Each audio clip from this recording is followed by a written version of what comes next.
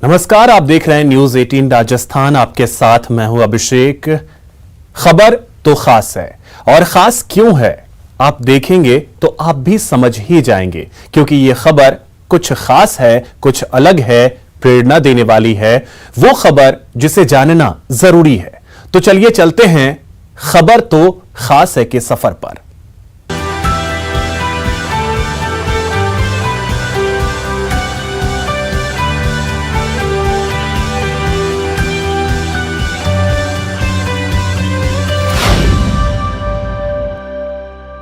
खबर तो खास है में सबसे पहले बात बाइक पर जीवन संजीवनी की। कोरोना के अटैक के बीच राजधानी जयपुर में बाइक एम्बुलेंस सेवा मरीजों तक स्वास्थ्य सेवा पहुंचाकर न सिर्फ मरीजों को सीधा फायदा पहुंचा रही है, बल्कि स्वास्थ्य विभाग का काम भी आसान कर रही है। 108 नंबर पर कॉल करके कोई भी मरीज इस सेवा का फायदा उठा सकता है। देखिए रिपोर्ट। बाइक एम्बुलेंस का एक बहुत अच्छा प्रयोग है और उसी का हमने उसको 25 थाने वाइज जयपुर को हमने बांटी है उसको, जहाँ पर कोई भी 108 पे कॉल करके अपने पर जो कोई भी दवाइयाँ हैं पहुँचानी हैं, हम भी दवाई लगातार पहुँचा रहे हैं उनके माध्यम से। कोरोना की तीसरी लहर के दौरान जब मेडिकल सेवा पर दबाव बढ़ रहा है, तब ये बाइक एम्बुलेंस घर घर संजीवनी पहुंचा रही है। आप इन्हें सामान्य बाइक न समझें। दरअसल बाइक एम्बुलेंस के जरिए स्वास्थ्य विभाग कोरोना मरीजों को घर घर दवाई उपलब्ध करवा रहा है।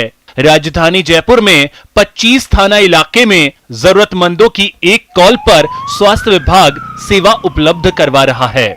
जितने भी होम आइसोलेशन कर रखे हैं उनमें आरआरटी टीम उनसे कांटेक्ट रखती है, उनसे दवाई पहुँचाई जाती है। 25 एम्बुलेंस के माध्यम से उनको लिस्ट दी जाती है जो दवाई पहुँचाने का काम करती है। इसके अतिरिक्त जो कोई फ़ोन पे कोई छूट जाता है, फ़ोन पे जानकारी प्राप्त होती है, उन लोगों को भी दवाई पहुँचाई जा रही है।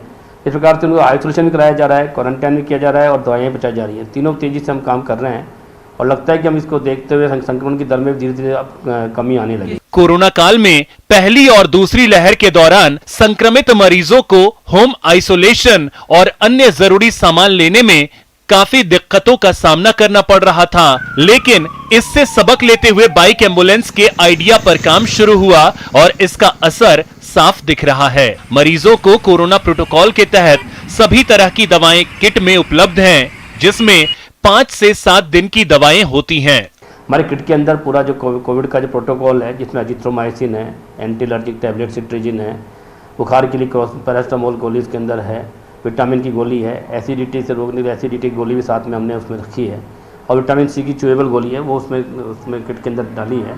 यही प्रोटोकॉल है जिसको हम उनको लगभग 5 से 7 दिन तक उनको देने के निर्देशित कर। राजधानी में सर्वाधिक 20,000 से अधिक एक्टिव केस हैं। इनमें से ज्यादातर होम आइसोलेशन में हैं। ऐसे में जरूरतमंद मरीजों तक दवा और जरूरी किट पहुंचाना बाइक एम्बुलेंस ने आसान कर दिया है। सौरभ गृहस्थी, न्यूज 18 राजस्थान। तमाम तरह की समस्याओं के लिए सरकार को कोसकर भले ही हम अपनी भड़ास निकाल लें, लेकिन इससे हासिल कुछ नहीं होता। कुछ हासिल करने के लिए जमाने को जगाने के लिए मुश्किलों के सफर पर निकलना होता है। और हां, यह काम पैसों से नहीं, जुनून से होता है।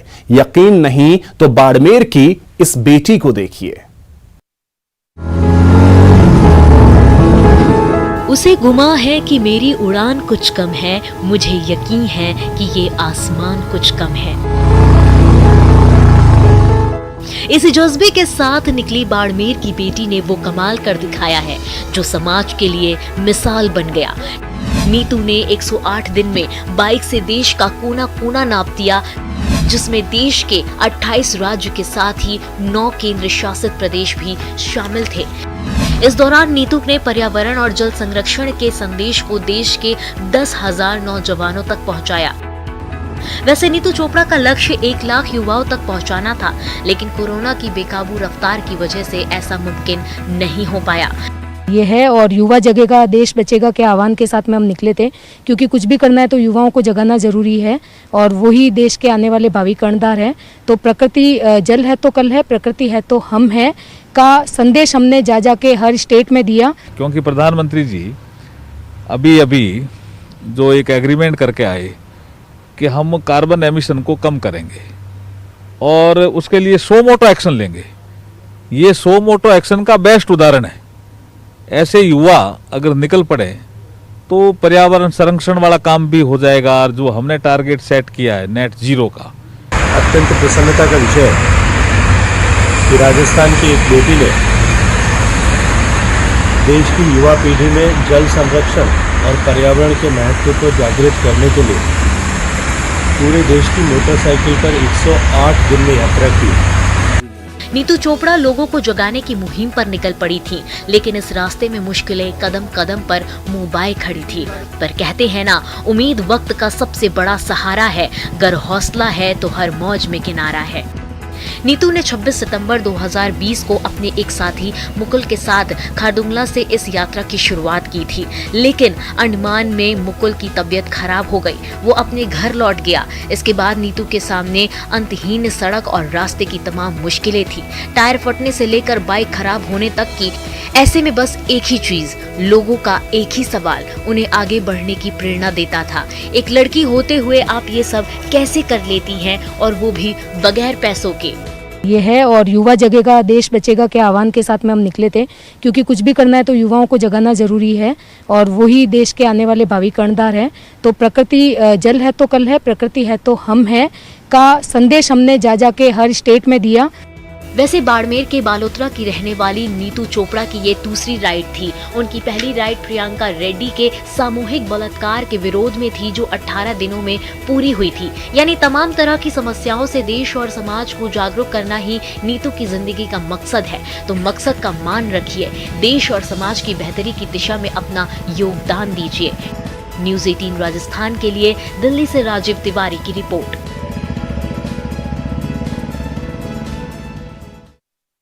रेगिस्तान नाम सुनते ही जैसलमेर और बाड़मेर की तस्वीर जहन में दौड़ जाती है, लेकिन अब आप राजधानी जयपुर में भी रेगिस्तान का एहसास कर सकेंगे। जी हां, राजधानी के डेजर्ट पार्क यानी किशनबाग में, और अब इस डेजर्ट पार्क का और विस्तार किया जा रहा है। पिंक सिटी में नया टूरिस्ट स्पॉट, जयपुर में प्री वेडिंग शूट का नया ठिकाना, वीकेंड मस्ती का नया अड्डा, राजधानी में रेगिस्तान सा एहसास, पिंक सिटी में डेजर्ट पार्क। बेहद कम समय में पिंक सिटी का डेजर्ट पार्क टूरिस्टों की पहली पसंद बन गया है। देश प्रदेश की बात तो छोड़ ही दीजिए, इसकी ख्याति अब विदेशों में भी फैल रही है। जमाना डिजिटल का है, लिहाजा सोशल मीडिया पर किशनबाग के ही चर्चे हैं। इस पार्क को प्रायोगिक तौर पर शुरू किया गया था 5 हेक्टेयर में, लेकिन अब योजना है इसे 60 हेक्टेयर में विस्तार करने की। पार्क न सिर्फ जयपुर में और राजस्थान में, बल्कि पूरे कंट्री में और पूरे वर्ल्ड में as a desert trail theme park बहुत पॉपुलर हो रहा है। सोशल मीडिया पे बहुत स्ट्रॉन्ग लाइकिंग और कमेंट्स पार्क के आने लगे हैं। तो ऐसी स्थिति में पार्क में फैसिलिटीज़ इंप्रूव करने की दृष्टि से नए गाइड्स अपॉइंट किए जा रहे हैं, सिक्योरिटी गार्ड्स की संख्या बढ़ाई जा रही है। साथ ही जो विजिटर्स के फीडबैक और डिमांड के अकॉर्डिंग एक कैफेटेरिया भी पार्क में सेटअप करने की प्रक्रिया प्रारंभ की जा रही है। इसके साथ ही ऑर्गेनाइज टूर्स, अगर स्कूल्स, कॉलेजेस, स्टूडेंट्स को लाना चाहते हैं, वो भी प्रमोट किया जा रहा है। अब जरा ये भी जान लीजिए कि नाहरगढ़ की तलहटी में डेजर्ट थीम पर बने किशनबाग पार्क में क्या क्या विस्तार होंगे। किशनबाग का 60 हेक्टेयर में किया जाएगा विस्तार। पार्क में सभी कर्मचारियों का एक ड्रेस कोड होगा। हर कर्मचारी के पास पहचान पत्र होगा। एंट्री के अलावा एग्जिट गेट भी अलग से होगा। पार्क को नो स्मोकिंग जोन घोषित किया जाएगा। विजिटर्स की डिमांड पर पार्क में कैफेटेरिया खोला जाएगा। आर्ट कल्चर को प्रमोट करने के लिए प्रदर्शनी लगेगी। व्यावसायिक गतिविधियों के लिए भी हो सकेगा इस्तेमाल। 20,000 रुपए होगा पार्क का एक दिन का किराया। इसके साथ ही इस पार्क को प्री वेडिंग शूट के लिए भी तैयार किया जा रहा है। बस एक दिन के लिए आपको 5,000 रुपए खर्च करने होंगे।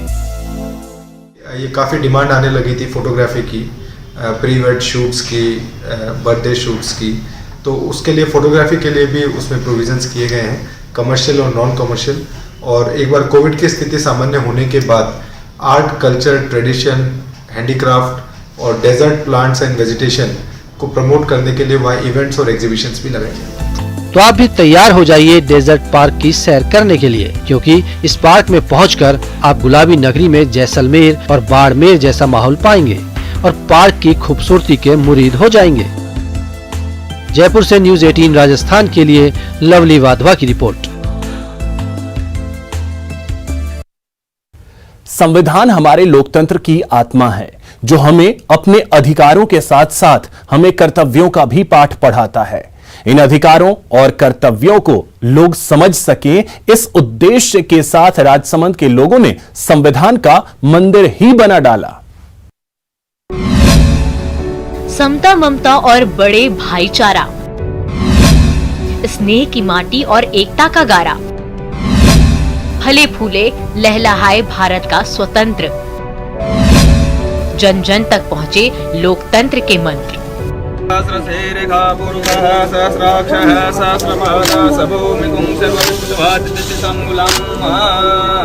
कन्याकुमारी से लेकर जम्मू कश्मीर तक, पूरब से लेकर पश्चिम तक, कई संस्कृतियों के बावजूद हमारे महान भारत की एकता को बनाए रखने में जिस चीज की सबसे बड़ी भूमिका है वो निसंदेह हमारा संविधान है। तभी तो संविधान को हमारे लोकतंत्र की आत्मा कहा जाता है। लोकतंत्र के मंत्र जन जन तक पहुँचे, इसी पवित्र उद्देश्य के साथ राजस्थान में संविधान का मंदिर बनाया गया। भामाखेड़ा गाँव में बने संविधान के मंदिर का समारोह पूर्वक लोक का अर्पण किया गया। पूजा अर्चना के बाद शुभ मुहूर्त में संविधान की पुस्तक को मंदिर में स्थापित किया गया। इस मंदिर का निर्माण राजस्थान के पूर्व विधायक और एयरफोर्स के रिटायर बंशीलाल गहलोत की प्रेरणा से हुआ है। संविधान को बच्चे लोग देखेंगे, आगे आने वाली जनरेशन देखेगी, उनके बारे में जानेंगे। कहीं भी नहीं देखा,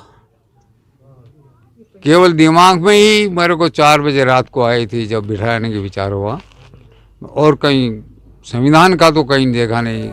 इस मंदिर के बनने के बाद यहाँ छात्रों के लिए शिविर का आयोजन किया जाएगा, जिसमें संविधान से जुड़े पहलुओं की विस्तार से जानकारी दी जाएगी। उद्देश्य मेरा यही है कि लोग आए और इनसे परिचित होके जाएं, इनके बारे में जान करके जाएं। क्या है संविधान, क्या है, क्यों हम आवश्यक हैं हिंदुस्तान के लिए, क्यों पब्लिक को इतना ठीक से चला रहा है ये।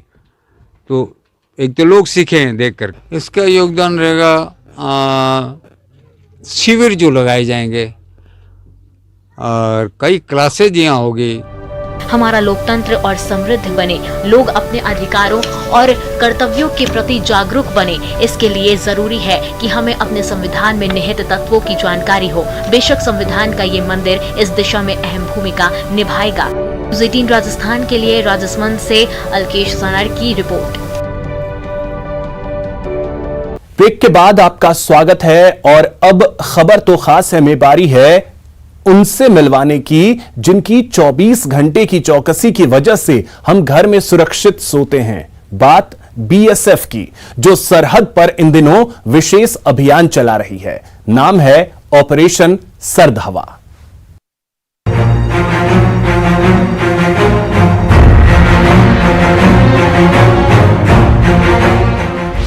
सर्दी और कोहरे का कहर है, फिर भी चप्पे चप्पे पर चौकस नजर है। धुंध का फायदा उठाने की कोशिश बेकार है, क्योंकि पल पल सतर्क सरहद के पहरेदार हैं। 26 जनवरी वो खास तारीख है जब हमारा अपना संविधान लागू हुआ और हम प्रशासनिक रूप से स्वतंत्र हुए। जाहिर है ये हमारे लिए बड़ा मौका है, इसलिए 73वें गणतंत्र दिवस की तैयारियां पूरे देश में जोर शोर से चल रही हैं। राजधानी दिल्ली के राजपथ पर होने वाली परेड की रिहर्सल चल रही है, तो सुरक्षा भी चाक चौबंद की जा रही है। वहीं बॉर्डर पार से होने वाली किसी भी हिमाकत को रोकने के लिए बीएसएफ भी मुस्तैद है।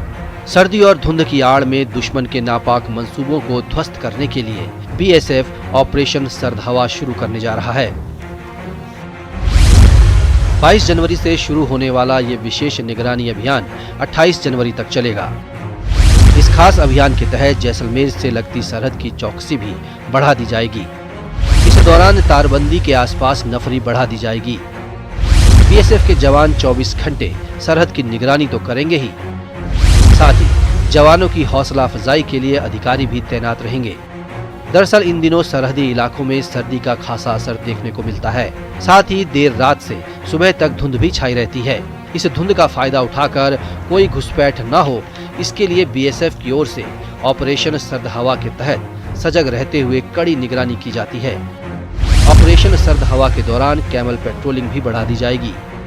साथ ही आम दिनों के मुकाबले पेट्रोलिंग की संख्या भी बढ़ा दी जाएगी। इसके अलावा इस दौरान खुर्रा चेकिंग तेज कर दी जाती है। साथ ही बीएसएफ का इंटेलिजेंस विंग भी सक्रिय हो जाता है और दूसरी खुफिया एजेंसियों के साथ तालमेल बनाकर दुश्मन की हर संदिग्ध गतिविधि पर नजर रखी जाती है। बता दें कि बीएसएफ हर साल गर्मी के मौसम में ऑपरेशन गर्म हवा और सर्दी के मौसम में ऑपरेशन सर्द हवा चलाता है, ताकि विपरीत मौसम का फायदा उठाकर दुश्मन अपने नापाक इरादों में कामयाब न हो पाए। न्यूज़ 18 राजस्थान के लिए जैसलमेर से श्रीकांत व्यास की रिपोर्ट।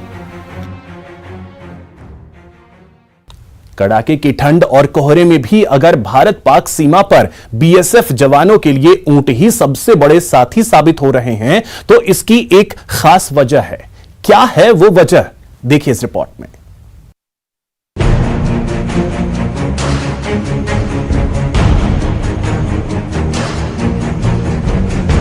जिस हाड़ कांपाने वाली ठंड से देशवासी ठिठुर रहे हैं, उन सर्द हवाओं में भी वतन के रखवाले अपने फर्ज को बाखूबी अंजाम दे रहे हैं। जी हां, देश की सुरक्षा करने वाले बीएसएफ के ये वो सपूत हैं जो प्रकृति से भी नहीं हारते। देश में ऐसी कोई जगह नहीं जहां बीएसएफ ने प्रकृति को नहीं हराया, अपनी मौजूदगी नहीं दर्ज कराई।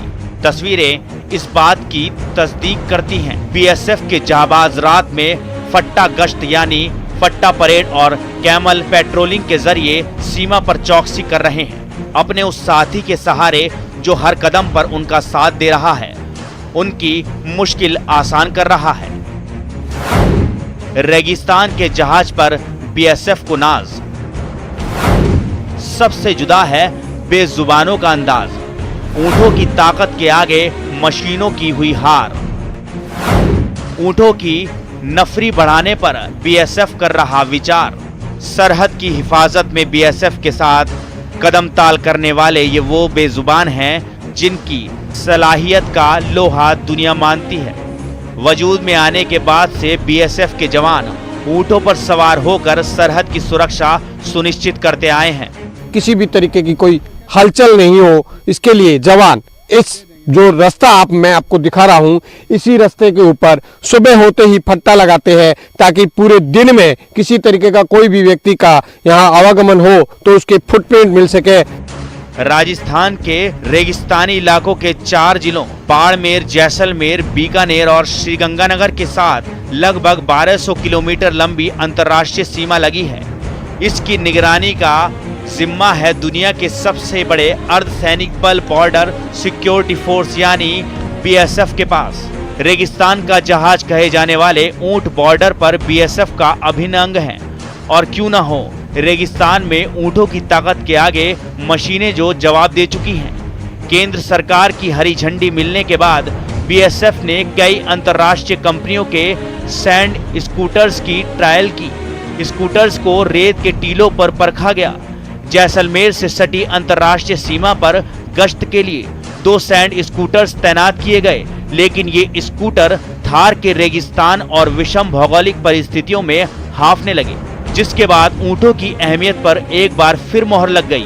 जो सुबह से शाम तक ड्यूटी चलेगा, उसका अगला शाम को भी दोबारा फट्टा लगेगा, ताकि दोबारा पता चल सके कि कोई गतिविधियां या क्रॉसिंग ना हो, इसलिए फट्टा लगाया जाता है। सीमा सुरक्षा बल की हर गतिविधि में रेगिस्तान का जहाज ऊंट सबसे बड़े साथी के किरदार में रहता है। रेगिस्तान का जहाज जहां सरहद पर पेट्रोलिंग में इन जाबाज